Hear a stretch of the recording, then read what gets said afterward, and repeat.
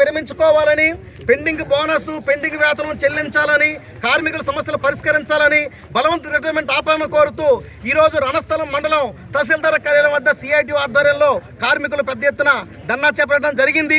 యాజమాన్యం సకాలంలో జీతం చెల్లించడం లేదు. ప్రతి నెల కూడా జీతం చెల్లించకుండా కార్మికుల్ని ఈరోజు రెచ్చగొట్టే పద్ధతిలో కవింపు చర్యలకు పాల్పడతా ఉంది.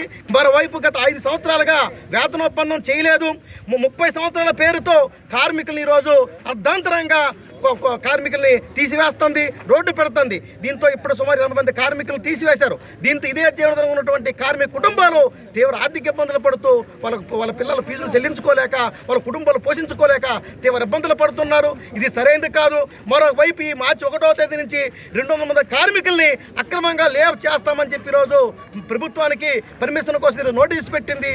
వెంటనే ప్రభుత్వం జోక్యం చేసుకొని యాజమాన్యం అక్రమ లేవ చేయకుండా ఆదించాలని చెప్పి కోరుతా ఉన్నాం. ఇప్పటికైనా సరే యాజమాన్యం సానుకూలంగా స్పందించి కార్మికుల సమస్యల పరిష్కారానికి ముందుకు రావాలి, తమ కార్మిక వ్యతిరేకతను విరమించుకోవాలి. లేకుంటే మాత్రం భవిష్యత్తులో పెద్ద ఎత్తున పోరాడతామని చెప్పి తెలియజేస్తున్నాం. నా పేరు సిహెచ్ అమ్మన్నాయుడు, సిఐటి జిల్లా అధ్యక్షుడు.